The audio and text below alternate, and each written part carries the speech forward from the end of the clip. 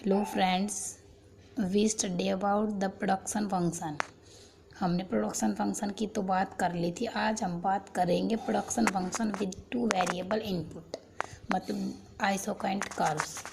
ठीक है, आइसोकेंट कर्व क्या होता है? अब देखो, आइसोकेंट कर्व है वो क्या होता है? An isoquant represent all those input combination of which are capable to producing the same level of output. इसके अंदर हमारी दो चीज़ें होती है, एक कैपिटल एक लेबर, और दोनों same level of output produce करती हैं। ठीक है, जैसे कि हमने कैपिटल अगर 2 यूनिट लगाई तो लेबर हमने 1 लगा ली, कैपिटल 4 यूनिट लगा रही, लेबर 2 यूनिट लगा ली। इस टाइप से होता है ये।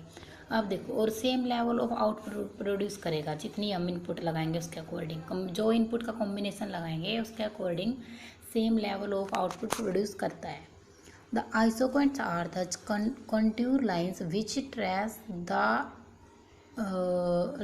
Location of equal outputs. ठीक है, इक्वल आउटपुट प्रोड्यूस होएगी। अब है हमारा isoquants which are also called equal product curve are similar to the IC curve of the theory of consumer behaviour. मतलब जो हमारा इंडिफरेंस कर्व होता है उसके सिमिलर होता है ये। An isoquant refers those combination of input which are capable to producing an equal quantity of output then producer would be indifferent between them. ठीक है, अब देखो, फैक्टर कॉम्बिनेशन हमने अलग अलग फैक्टर कॉम्बिनेशन ले रखा है। लेबर कैपिटल 2 लिए। देखो, जब 1 लेबर लगा रखी थी तो हमने 12 कैपिटल यूनिट्स लगाई।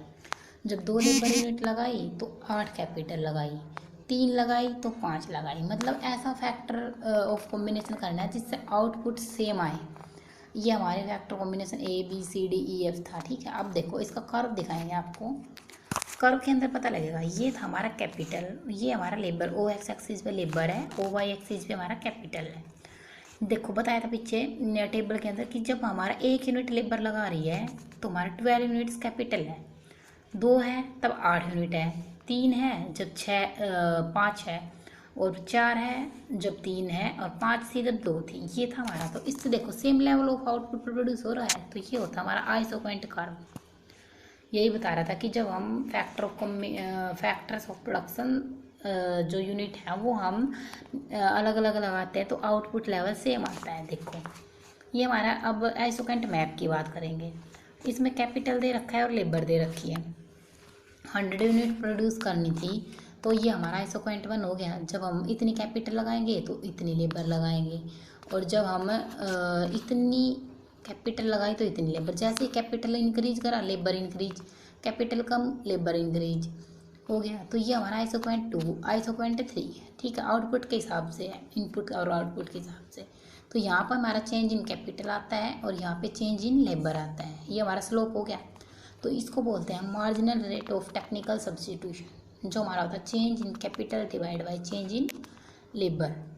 तो इसके अंदर 2 चीज़ें बताई, एक आइसोकेंट कर्व, एक आइसोकेंट मैप। अब देखो, since each isoquant represent specific level of production. ठीक है, it is the possible to say by how much one isoquant indicates greater और लेस प्रोडक्शन देन अनदर।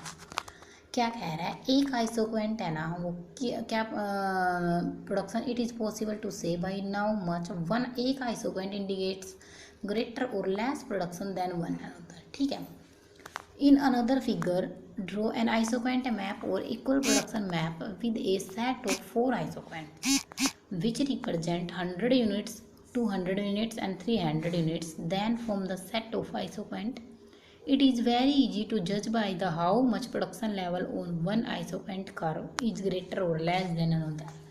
यही बात करते हैं कि जितनी भाई हम कैपिटल लगाते हैं उसी के अकॉर्डिंग लेबर लगानी होती है। जितनी लेबर लगाई उतनी के अकॉर्डिंग कैपिटल। अगर देखो कैपिटल ज़्यादा लगाई है तो लेबर कम लगाएंगे, लेबर ज़्यादा है तो कैपिटल कम लगाएंगे। सीधी सीधी सी बात यही है। जो इन दोनों का जो कॉम्बिनेशन होता है वो same level of output produce करता है। ओके, अब है MRTS, margin rate of technical substitution. क्या होता है? बताया था कि change in capital divide by change in labour. मतलब कि कैपिटल में कितना चेंज हुआ और लेबर में कितना चेंज हुआ, वो होता है MRTS। Marginal rate of technical substitution of labor of capital may be defined as the number of units of capital which can be replaced by 1 unit। मतलब 1 यूनिट के बदले कितना चेंज हो रहा है। वही दिखाएगा कैपिटल चेंज, और लेबर में भी यही दिखाएगा of labour the level of output remaining unchanged, कितनी लेबर में चेंज हुआ है। ठीक है, अब देखो marginal rate of technical substitution indicates the rate of at which factor can be substitute at the margin without alternative the level of output. देखो वही factor of combination A B C D, labour की unit है 1 2 3 4 5 और units of capital है 12 8 5 3 2। इसी के according हमने capital लगाई लेबर के अकॉर्डिंग। अब marginal rate of technical substitution change, इसमें चेंज देखेंगे कैपिटल में कितना चेंज हुआ, 12 थी 8 हो गई, 4 का चेंज हो गया, 8 थी 5 हो गई, 3 का चेंज हो गया, 5 थी 3 होगी, 2 का चेंज हो गया, 3 थी 2 थी 1 का चेंज हो गया। मतलब जो हमारा MRTS है वो जो चेंज हो रहा है वो इक्वल लेवल पे हो रहा है, 1 1 यूनिट का चेंज आ रहा है सबके अंदर। अब देखो इसका कर्व दिया हुआ है MRTS, change in capital divide by change in labour, this is the capital this is the labour. अब देखो ये हमारा जो प्रोडक्शन फंक्शन में बात भी करते थे हम कि जो हमारा equal level of production function है वो जितनी आउटपुट लेबर लगाते हैं उसी के अकॉर्डिंग कैपिटल लगाते हैं।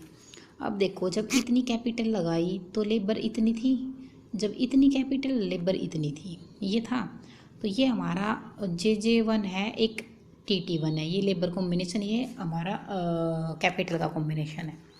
तो ये पॉइंट ये बना आइसोक्वेंट करो K और L, यहाँ पे कैपिटल का कॉम्बिनेशन, यहाँ पे लेबर का कॉम्बिनेशन है। ये हमारा slope equal to MRT was given by slope of the equal production curve, दोनों कर्व इक्वल दिए हुए हैं। ओके, अब आता है diminishing marginal rate of return, diminishing marginal rate of substitution. Diminishing का मतलब क्या है कि डिक्रीज होना। कैसे, देखो ये है as the quantity of labour use is increase and the quantity of capital employed is reduce. देखो जब हम लेबर की जो क्वांटिटी है वो इंक्रीज करेंगे तो कैपिटल की क्वांटिटी रिड्यूस करनी पड़ेगी। The amount of capital that is reduce to be replaced by the additional unit of labour. देखो जो हमने रिप्लेस किया ना वो एडिशनल यूनिट ऑफ लेबर पे आ जाएगी कि जितनी हमने एडिशनल यूनिट लेबर लगाई उसके अकॉर्डिंग आउटपुट क्या प्रोड्यूस हुआ। वही होता है मार्जिनल का मतलब ही एडिशनल होता है। So as to keep the output constant will diminish, या तो आउटपुट हमारा कांस्टेंट हो गया। देखो हमने अगर लेबर की क्वांटिटी डिक्रीज कर दी तो आउटपुट कांस्टेंट हो जाएगा या डिक्रीज हो जाएगा। यही होता है, इंक्रीज तो नहीं होएगा क्योंकि लेबर ही नहीं रहेगी तो काम कौन करेगा। This is known as the principle of diminishing margin rate of technical substitution. ठीक है, अब है the principle of margin rate of technical substitution is merely an extension of the law of diminishing returns to the relation between the marginal physical productivities of the two factors, एक capital एक labor, after an isoquant as the quantity of labor is increased and the quantity of capital is reduced। वही है, opposite combination होता है, एक increase होएगी तो एक रिड्यूस होएगी। अब है as the quantity of capital labour diminish and the margin physical productivity of capital increase. ठीक है, अब देखो आइसोक्वेंट की 3 प्रॉपर्टीज़ दी होती है हमारी। आइसोक्वेंट में क्या क्या प्रॉपर्टी हैं, फर्स्ट होती है कि जो है आइसोक्वेंट जैसे कि हमारे इंडिफरेंस कर्व की प्रॉपर्टी होती है वैसे ही आइसोक्वेंट की प्रॉपर्टी होती है। Isoquant like IC curve downward from left to right, ये हमारे लेफ्ट से राइट की तरफ डाउनवर्ड स्लोपिंग होता है। एक होता था आइसोक्वेंट की होती थी जो 2 इंडिफरेंस कर्व हैं वो can not intersect each other, एक दूसरे से इंटरसेक्ट नहीं करते हैं, तो इसमें भी ऐसा ही होता है। एक थी कि जो आइसोक्वेंट आईसी कर्व है वो कॉन्वेक्स टू द ओरिजिन होता है, इसमें भी होता है isoquant curve convex to the origin. देखो फर्स्ट है IC curve isoquant slope downward from left to right, they have a negative slope. This is so because when the quantity of factor say labor is increased, the quantity of other capital must be reduced। इसलिए ये हमारा downward sloping होता है। ये रहा capital और labour, capital ज़्यादा थी तो लेबर कम थी, कैपिटल ज़्यादा हुई तो लेबर कम हो गई। ये हो गया आइसोक्वेंट कर्व। क्या है हमारा लेफ्ट टू राइट है downward sloping, no isoquant intersect each other. यहीं से देख लो आप, ये था ऐसा। ऐसे ही हम अगर और आइसोक्वेंट बनाएं तो कहीं इंटरसेक्ट करेंगे नहीं करेंगे, सेम फैक्टर, क्योंकि इनका जो फैक्टर ऑफ कॉम्बिनेशन है वो सेम है तो आइसोक्वेंट कर्व कभी भी इंटरसेक्ट नहीं करेंगे। Same factor combination corresponding which can produce 20 units of output according to one equal product curve can also produce 30 units of output according to their equal product curve. तो ये हमारे कभी भी intersect नहीं करेंगे। और थर्ड है जो है वो है हमारा isoquant convex to the origin. इसमें क्या है देखो, the convexity of the isoquant curves means that as we move down the curve successfully, smaller units of capital are required to be substituted by a given increment of labor so as to keep the level of output unchanged। देखो जैसे कि labour में increment हुआ है तो capital में reduction होएगा, तो इनमें अनचेंज आउटपुट रहता है, लेवल ऑफ प्रोडक्शन सेम रहेगा, बस ये जो इनपुट की क्वांटिटी है वो इंक्रीज डिक्रीज होती रहती है। The quantity of the equal product curves is due to the diminishing marginal rate of substitution of one factor of the other। यही बात कहता है कि जो हमारा आइसोक्वेंट कर्व है वो concave to the origin, it would mean that the marginal tech of substitution increase as more the more units of labour substitute capital. ये देखो ये है जो आइसोक्वेंट कर्व है ना, ये है हमारा कॉन्वेक्स टू द ओरिजिन नहीं है, कॉन्केव है। कॉन्वेक्स करेंगे तो ऐसे आ जाएगा, इसी का अपोजिट हो जाएगा, ओरिजिन से लेके कॉन्वेक्स होएगा। इसलिए जो हमारा लॉ ऑफ इंक्रीजिंग रिटर्न्स है वो अप्लाई होता है ना कि डिमिनिशिंग मार्जिनल रिटर्न्स अप्लाई होता है। ठीक है, तो ये था हमारा आइसोक्वेंट कर्व। अब हम कल बात करेंगे जो हमारा आइसोक्वेंट कर्व के अंदर परफेक्ट सब्स्टिट्यूशन और कॉम्प्लीमेंट्स गुड्स होते हैं उनकी बात करेंगे। Okay friends, thank you.